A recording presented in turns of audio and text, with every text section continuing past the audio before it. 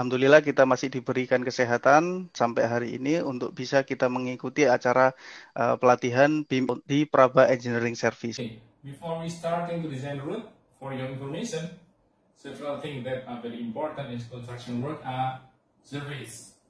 Yeah, that's what we call contour. In the project, we usually call them contour.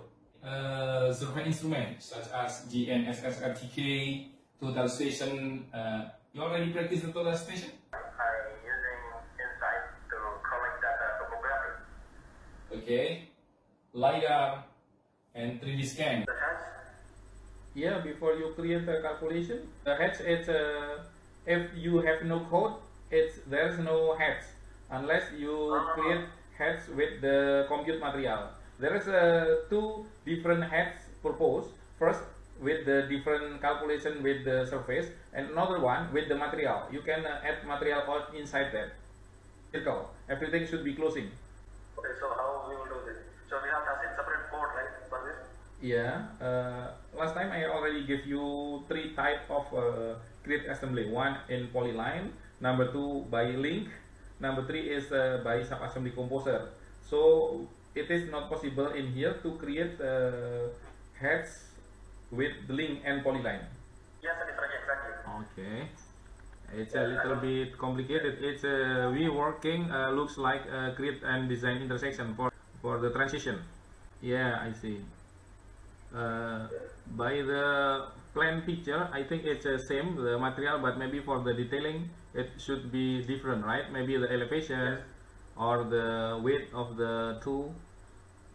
Klik profile view properties ke bench paling atas, ya double klik, edit lagi, display namanya dia curve label, itu kan diagram curve, ya itu ganti, di situ dia posisinya.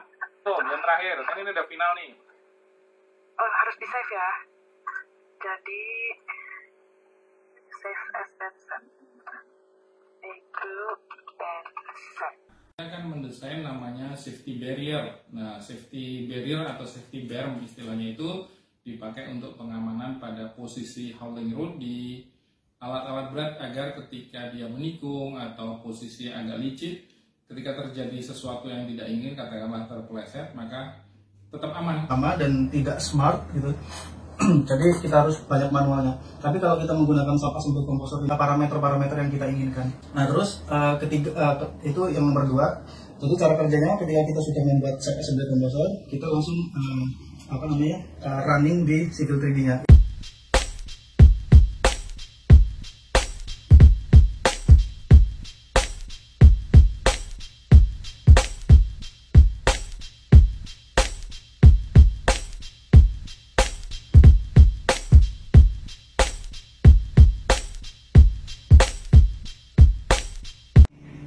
Nggak dapet nih slope-nya.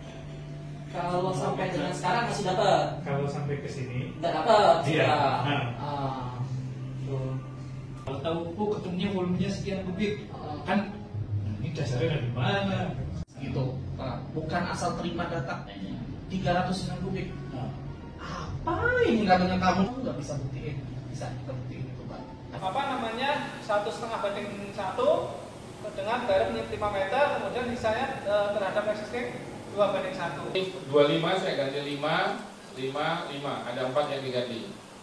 Per elevasi. Nah, per elevasi itu didesain untuk pekerjaan yang terkait sama transportasi, misalnya jalan, rel, road dan lain-lain. Kenapa? Karena kalau pekerjaan pipa, misalnya kita membuat itu yang isinya air, dia mau miring, mau enggak sama, tetap bisa ini. Baik pipa itu gravity. Tapi kalau mobil, ketika kita lurus langsung belok, berarti mobilnya akan terbalik ke sebelah kanan. Iya, bentuknya ada seperti itu. Waktu kita import data by new model, importnya EMX ini, extension. Karena itu bapak sudah masukin manual Itu biasanya untuk yang bagian asirannya atau yang di dalamnya itu bisa dihitung kalau karena perkasan jalan bisa dihitung volume perkasannya dari set ini. Nah, ini tuh tanam mau tempatkan di mana?